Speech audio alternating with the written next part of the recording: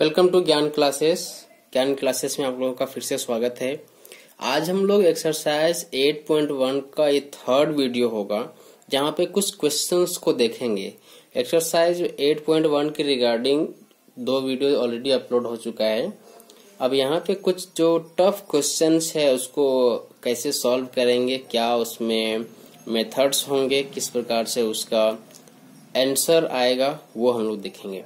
यहाँ पे आपके पाठ्य पुस्तक का क्वेश्चन नंबर 6 जो है बोलता है, यदि एंगल ए और एंगल बी न्यून कोण हो।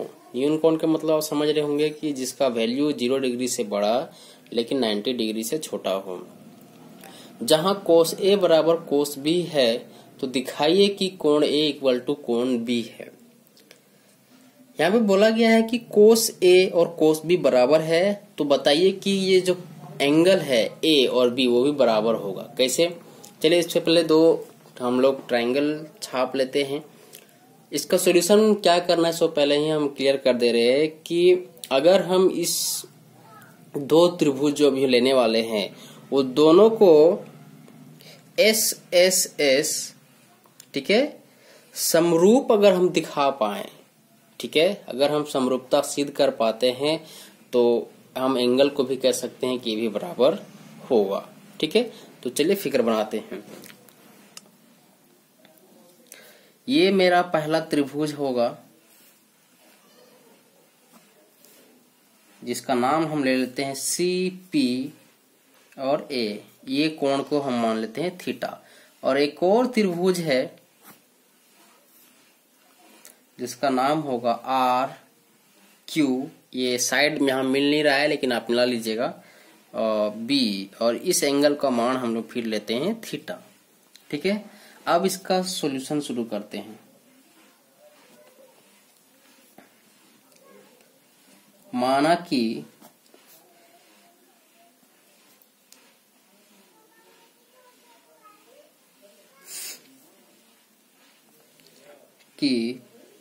त्रिभुज सी पी ए तथा त्रिभुज आर क्यू बी 2 समकोण त्रिभुज हैं। और क्या? जहां कोस A equal to cos B है, ये आपको दिया हुआ है। ठीक है, अब शुरू करते हैं त्रिभुज एक एक को लेके, तब यहां से बात ज्यादा क्लियर होगा कि त्रिभुज ए पी सी में अगर इस त्रिभुज का बात करें तो यहाँ पे इस एंगल का देखिए, थीटा वाला एंगल जो लिखा हुआ है डिग्री वहीं से लेंगे तो ये हो जाएगा कोस ए इक्वल टू क्या हो जाएगा, इस एंगल के लिए फॉर्मूला तो सेम रहेगा ना, लंब बटा आधार। ठीक है, आधार बटा कर्ण होगा। ठीक है, जब आधार बटा कर्ण हो जाएगा तो आधार इसके लिए ये होगा। ठीक है, क्योंकि इसके सामने वाली भुजा लंब हो जाएगी तो आधार बटा कर्ण का फॉर्मूला हो जाएगा एपी बाय एसी। ठीक है, इसको मान लेते हैं 1 और फिर शुरू करते हैं कि त्रिभुज बी क्यू आर में, ठीक है, बी क्यू आर में क्या करेंगे, कोस बी निकालेंगे तो ये भी हो जाएगा Q B equal to Q B by R B. ये मेरा हो जाएगा इक्वेशन 2। अब चूंकि कोस ए और कोस बी बराबर है, ठीक है, तो ये भी क्या होगा, बराबर होगा। इसलिए AP by AC equal to Q B by R B. क्योंकि कोस ए इक्वल टू है कोस बी। ओके, नाउ या एपी बाय क्यू बी। अब इसको क्या करते हैं कि इसको क्रॉस मल्टीप्लाई कर देते हैं।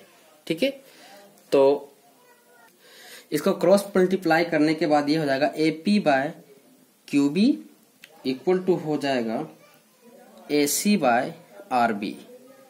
ठीक है, ये यहां चला गया और ये यहां आ गया, इंटरचेंज कर दिया। इक्वल टू कुछ हम ले लेते हैं जिसका हम मान लेते हैं m। ठीक है, ये माना। अब पाइथागोरस प्रमेय लगाते हैं, इसको मान लेते हैं इक्वेशन नंबर 3। तो पाइथागोरस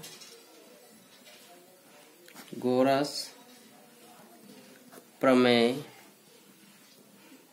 से, पाइथागोरस प्रमेय से हम लोग निकालने वाले हैं लंब का वैल्यू।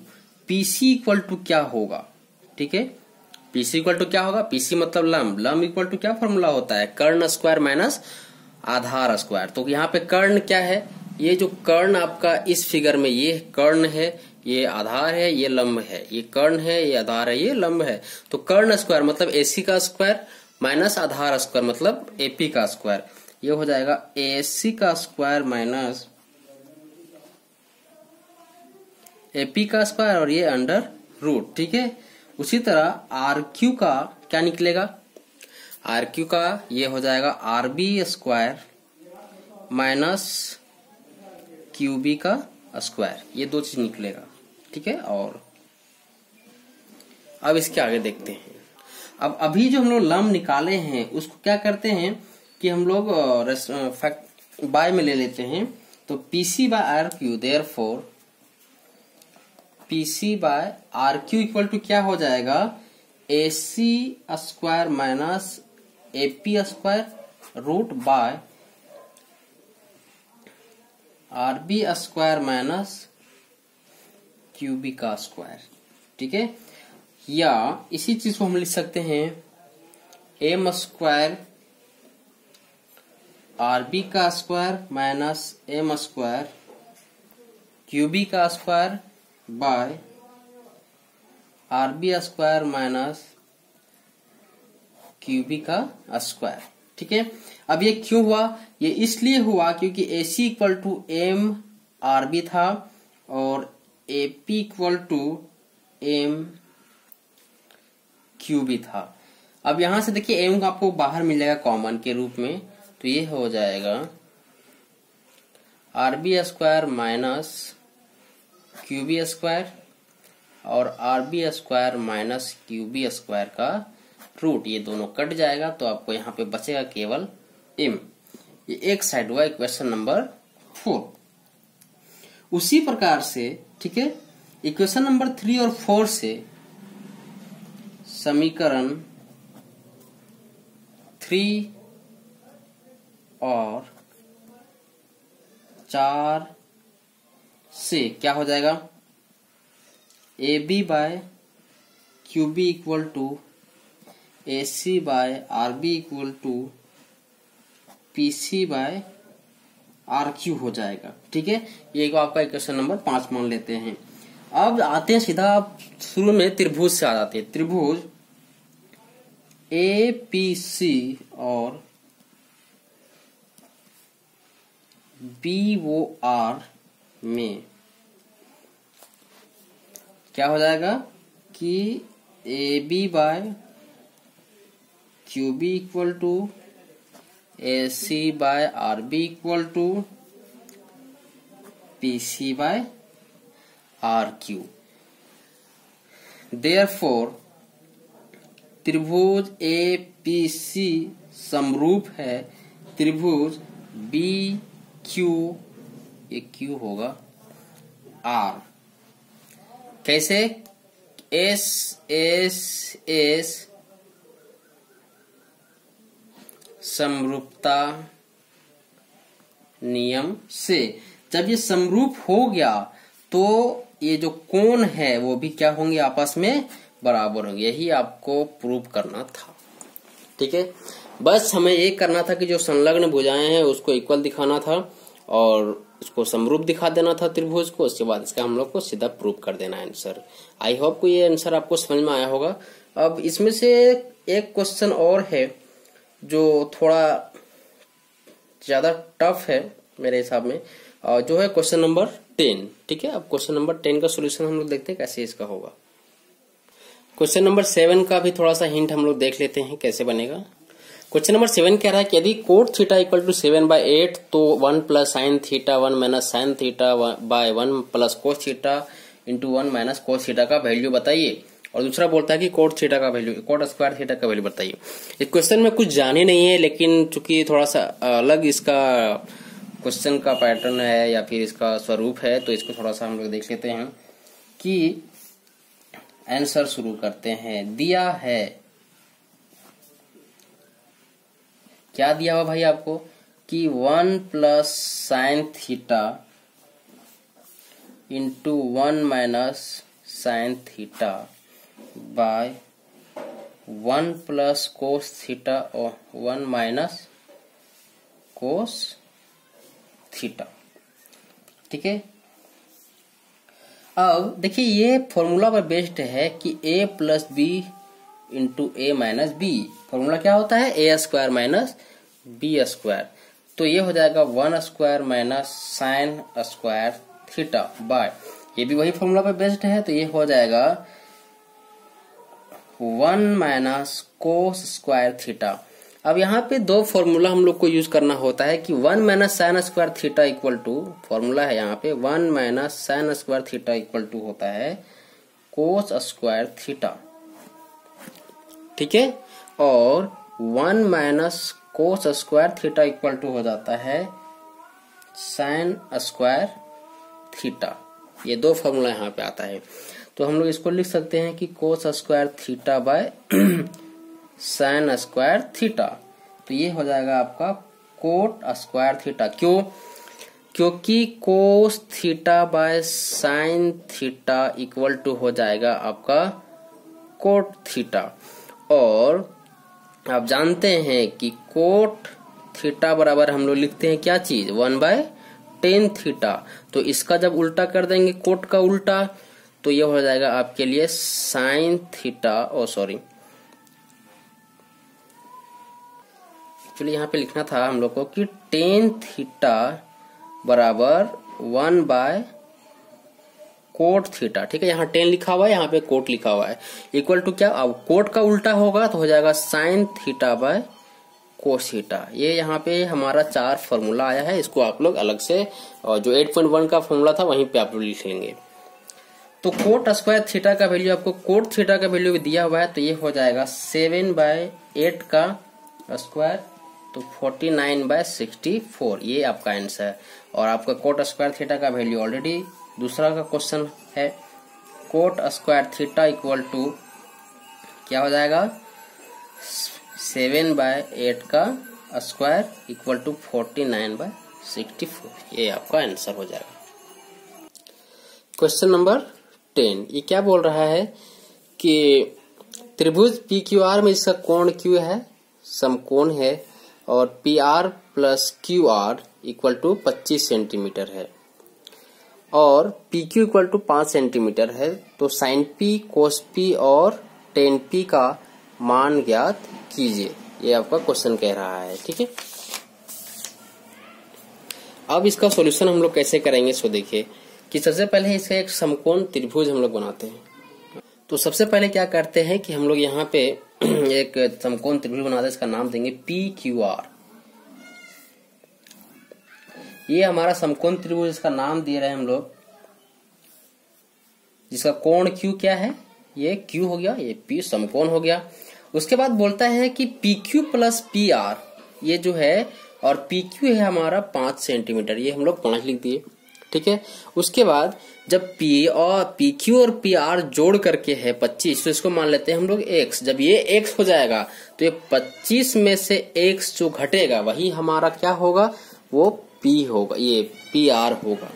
ठीक है, अब इसका सॉल्यूशन शुरू करते हैं। लिखेंगे, पहला हमको बताना है कि क्या क्या दिया हुआ है। दिया है कि त्रिभुज PQR एक क्या है? समकोण त्रिभुज है, जिसका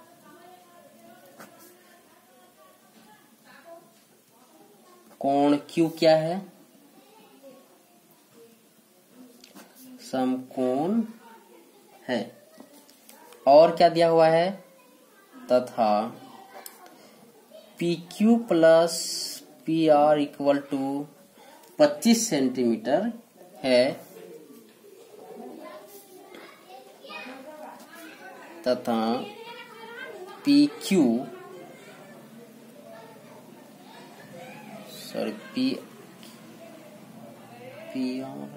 PR है QR PQ इक्वल टू आपको दिया हुआ है 5 सेंटीमीटर। इसके अकॉर्डिंग हम लोग फिगर यहाँ ऑलरेडी बना चुके हैं। ठीक है, अब काम करते हैं। तो पाइथागोरस प्रमेय से हम लोग काम करेंगे। यहाँ पे लिखेंगे पाइथागोरस प्रमेय से। क्या कहता भाई पाइथागोरस प्रमेय? पाइथागोरस प्रमेय आपको यही कहता है कि कर्ण का स्क्वायर जो होगा वो लंब के स्क्वायर और आधार के स्क्वायर के बराबर होगा, ये ना कहता है। तो यहीं पे लिखेंगे कि PR स्क्वायर बराबर PQ स्क्वायर प्लस QR का स्क्वायर करेंगे। तो PR कितना है भाई हमारा 25 माइनस x का स्क्वायर। PQ कितना है 5 सेंटीमीटर का स्क्वायर और ये हो जाएगा x का स्क्वायर। ठीक है, ये है आपका a माइनस बी का होल स्क्वायर पे। तो a स्क्वायर मतलब 25 का स्क्वायर हो जाएगा। फिर है b स्क्वायर मतलब x का स्क्वायर माइनस 2ab तो 225 और x 5 का स्क्वायर हो जाएगा 25 सेंटीमीटर स्क्वायर और ये हो जाएगा x स्क्वायर। ठीक है, अब यहाँ पे बात क्या होगा सो देखिएगा हम लोग।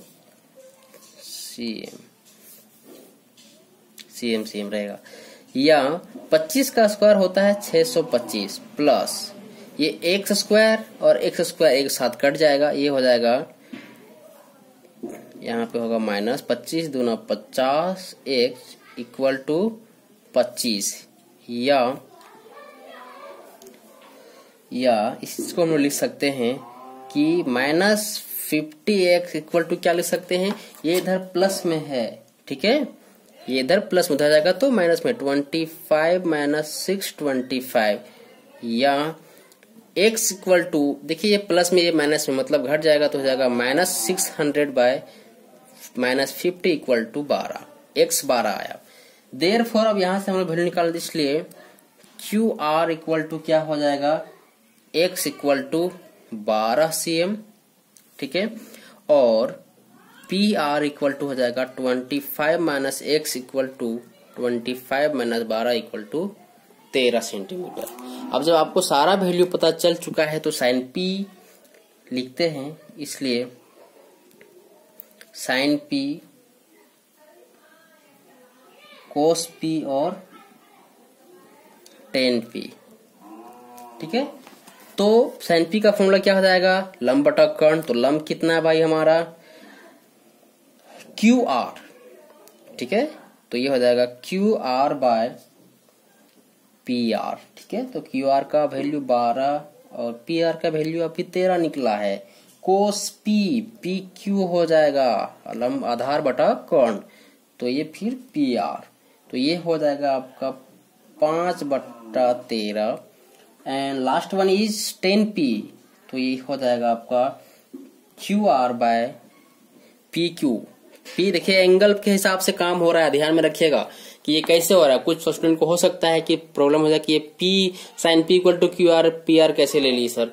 तो यहाँ पे देखिए ये जब एंगल होगा ना तो इसके लिए लंब ये हो जाएगा और ये आधार हो जाएगा, ये कर्ण हो जाएगा। ठीक है, अब यहाँ पे इसका भी वैल्यू लिखते हैं QR बाय PQ। ठीक है, तो QR का वैल्यू बताइए, ये आपका 12 और PQ था 5, बस यही तीनों आपका आंसर हो जाएगा। इस चैप्टर से यही कुछ प्रमुख क्वेश्चंस हैं जो पूछे जाते हैं 3 मार्क्स को लेकर के। तो अब 8.1 में ज्यादा कुछ बचा हुआ नहीं है, आप लोग खुद से इसको सॉल्व कीजिए।